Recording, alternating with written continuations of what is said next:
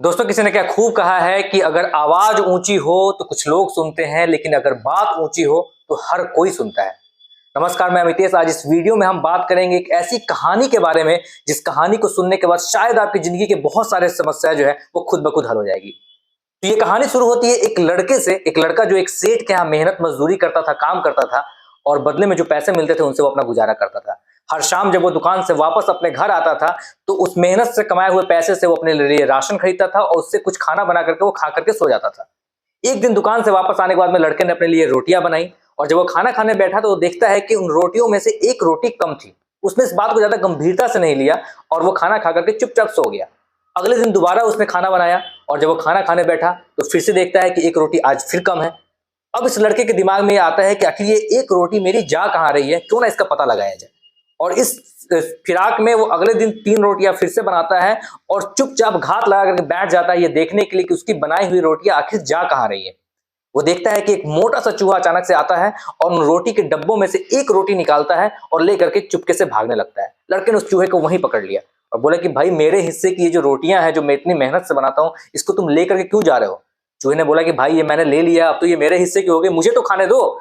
लड़के ने बोला, भाई ऐसा है कि मैं बहुत मेहनत करता हूँ और बड़ी मुश्किल से अपने लिए 3 रोटियों का जुगाड़ कर पाता हूँ, उसमें से अगर तुम एक रोटी मेरी लेकर के चले जाओगे तो मैं तो भूखा रह जाऊंगा, और मैं वैसे ही अपनी लाइफ से बहुत परेशान हूँ। मेरे पास पैसे नहीं है, मुझे समझ नहीं आ रहा है कि किस तरीके से मेरा जीवन का गुजारा होगा आगे, किस तरीके से मैं सही रास्ते पर अपने जीवन को लेकर के जाऊंगा।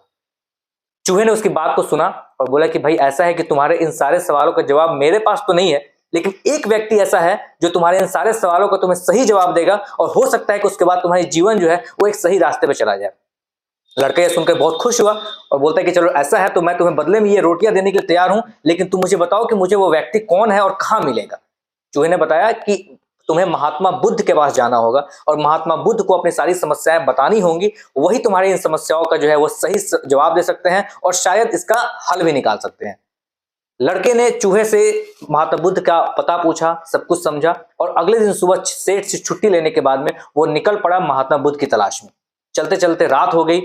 रात होने के बाद में लड़के ने सोचा कि अब मुझे अपने रात में कहीं ठहरने के लिए कोई ठिकाना ढूंढना होगा, क्योंकि इस रात में मैं अपने सफर को जारी नहीं रख सकता। उसने देखा कि पास में ही एक हवेली थी। वो उस हवेली के बाहर जाता है, उस हवेली का दरवाजा खटखटाता है। हवेली से अंदर से एक मालकिन आती है, जो जो सेठ की जो बीवी थी, जो उस जो हवेली की जो मालकिन थी, वो बाहर आती है। वो पूछती है कि भाई क्या बात है, किस लिए आए हो। वो बोलता है कि मैं महात्मा बुद्ध के पास जा रहा हूँ और मैं आज रात में यहाँ रुकना चाहता हूँ आपके हवेली पे, तो आप मुझे एक रात के लिए यहाँ रुकने दें। सेठ जो उसकी जो मालकिन थी जो उस महल की, वो कहती है कि मैं तुम्हें यहाँ रुकने के लिए तो दे दूंगी जगह, लेकिन तुम्हें मेरा एक काम करना होगा। उसने बोला क्या। लेकिन मेरा एक सवाल है, उस सवाल का जवाब अगर तुम महात्मा बुद्ध से पूछ करके आ जाओगे तो मैं बहुत खुश हो जाऊंगी इस चीज से। लड़का बोलता है चलो ठीक है, कोई दिक्कत नहीं है, मैं तो जा ही रहा हूँ वैसे महात्मा बुद्ध के पास अपने सवालों के लिए। एक सवाल मैं आपके भी पूछ लूंगा, बताइए क्या सवाल है आपका। तो उस मालकिन ने बताया कि मेरी एक बेटी है जो तकरीबन तकरीबन 20 साल की है, लेकिन वो जन्म से अब तक बोलती नहीं है। 20 साल हो गए उसने कुछ बोला नहीं है, और मैं बहुत परेशान रहती हूँ कि आखिर वो कब बोलेगी, कैसे बोलेगी, और कैसे उसकी जिंदगी जो है वो पार लगेगी। और ये कहते कहते, ये बताते बताते जो मालकिन थी वो रोने लग जाती है।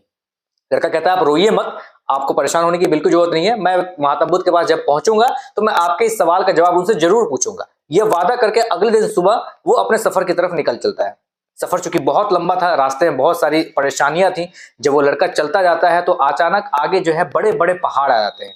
अब वो इस सोच में पड़ जाता है कि इन बड़े पहाड़ों को मैं कैसे पार करूंगा, बिना किसी साधन के, बिना किसी चीज के मैं कैसे पार करूंगा। तभी उसकी नजर वहां पे बैठे हुए एक जादूगर पे पड़ती है। जो जादूगर पता नहीं कितने सालों से वहां पे बैठा हुआ था, तपस्या कर रहा था, लेकिन वो उस पहाड़ के अंदर जो है वो बैठा हुआ था। लड़का उससे कहता है कि मैं जो है इस पहाड़ को पार करना चाहता हूँ, मुझे महात्मा बुद्ध के पास जाना है, क्या तुम मेरी को मदद कर सकते हो। जादूगर कहता है कि मैं बिल्कुल तुम्हारी मदद कर सकता हूँ, मेरे लिए तो ये बाएं हाथ का खेल है, लेकिन तुम्हें मेरा एक काम करना पड़ेगा। मैं यहाँ पे बहुत सालों से बैठा हूँ, लेकिन और मुझे स्वर्ग जाना है, लेकिन स्वर्ग का रास्ता मुझे कैसे मिलेगा मुझे ये समझ नहीं आ रहा है। तो क्या तुम महात्मा बुद्ध से ये सवाल का जवाब लेकर के आ सकते हो। लड़का ने बोला कोई दिक्कत नहीं है, मैं महात्मा बुद्ध के पास जा रहा हूँ, अपने सवाल पूछूंगा, आपके भी सवाल पूछ लूंगा कि आपको आखिर स्वर्ग का रास्ता कैसे मिलेगा।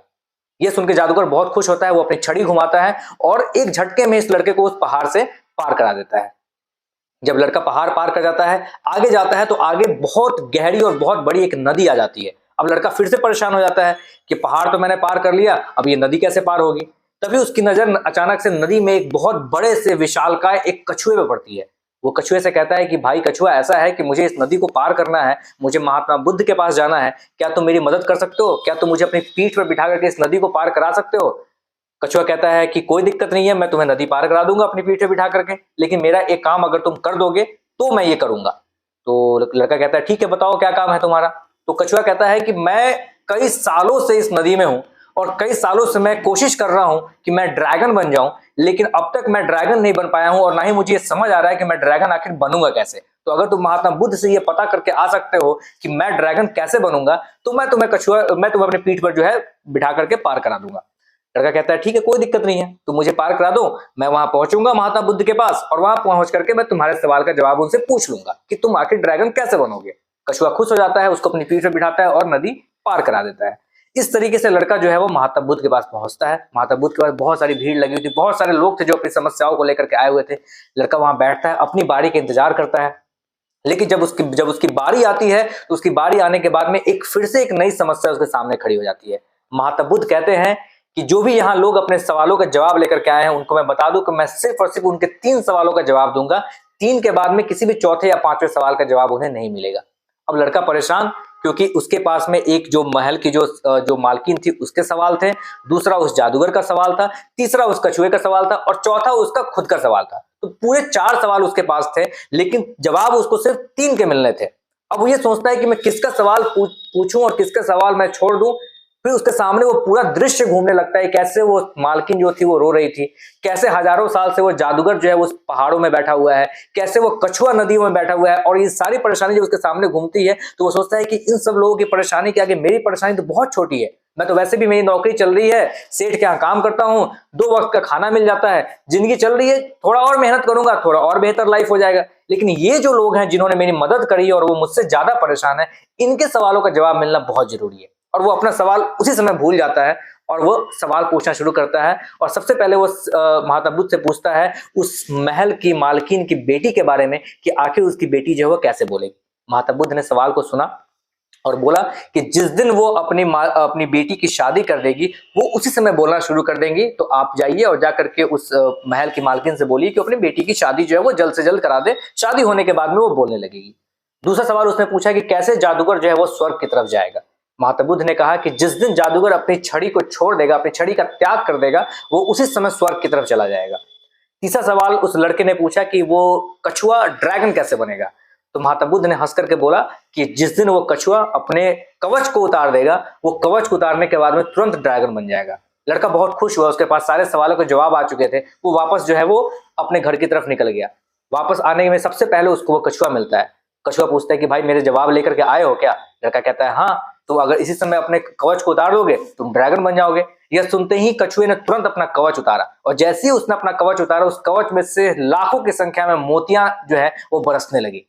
कछुआ कहता है कि मैं तो अब ड्रैगन बन गया, इन मोतियों का मुझे कोई काम नहीं है, तो ये मोतियां तुम अपने साथ लेकर के जाओ। लड़का उन सारी मोतियों को भर लेता। अब उसके पास ढेर सारी मोतियां थी, पैसे की उसके पास अब कोई कमी नहीं थी। वो खुश होता है, नदी पार करता है, आगे जाता है। रास्ते में फिर उसको वो जादूगर मिलता है। वो जादूगर कहता है मेरे सवाल का जवाब बताओ जो तुमसे मैंने बोला था पूछ करके आने को। लड़का कहता है कोई बड़ी बात नहीं है, तुम अपने छड़ी का त्याग कर दो, जैसे ही तुम छड़ी छोड़ोगे तुम स्वर्ग चले जाओगे। जादूगर उसी समय छड़ी छोड़ता है और उसको स्वर्ग का रास्ता मिल जाता है। जादूगर कहता है कि भाई मैंने तो अब स्वर्ग का रास्ता पा लिया, ये छड़ी मेरे किस काम की नहीं है, अब ये छड़ी तुम अपने साथ लेकर के जाओ। उस लड़के के पास छड़ी आ जाती है, यानी कि पावर आ जाता है उसके पास में। और जैसे ही वो महल में पहुंचता है उस मालकिन के पास में, उनसे कहता है कि आप अपनी बेटी का अगर शादी कर देंगे तो आपकी बेटी बोलने लगेगी। मालकिन खुश रहती है और कहती है कि अपनी बेटी की शादी करने के लिए मुझे इससे अच्छा लड़का कहाँ मिलेगा? तुम तो मेरे सामने बैठे हो, तुम मेरी बेटी से शादी कर लो, मेरी बेटी का जो है वो जो समस्याएं है वो खत्म हो जाएगी। लड़का हाँ कह देता है। जैसी शादी होती है, शादी होने के बाद में लड़की बोल उठती है और तुरंत बोलती है कि आप वही है ना जो कुछ दिन पहले हमारे महल में एक रात रुकने के लिए आए थे। दोनों खुश रहते हैं कि वो लड़की आखिर बोलने लगी। अब उस लड़के के पास में ढेर सारा पैसा, पावर और उसकी एक अच्छी खासी फैमिली थी और वो लड़का बहुत खुश था और खुशी खुशी जो है वो अपने घर की तरफ वापस उस लड़की के साथ में चला जाता है।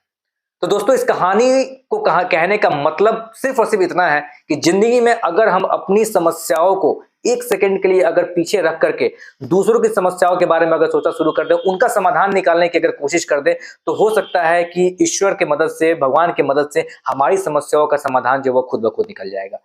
लेकिन हम क्या करते हैं कि हम अपनी समस्याओं के आगे दूसरों की समस्याओं को ज्यादा वैल्यू नहीं देते हैं, इंपॉर्टेंस नहीं देते हैं, और नतीजा ये निकलता है कि हम अपनी समस्याओं में उलझे रह जाते हैं और हमारी समस्याओं का कभी निवारण नहीं हो पाता है। मैं उम्मीद करता हूं कि इसका वहां कहानी से आपको एक अच्छी सीख मिलेगी और आप सब भी अपने आसपास में लोगों को मदद करेंगे और उनकी समस्याओं को दूर करने की हर संभव कोशिश करेंगे। धन्यवाद।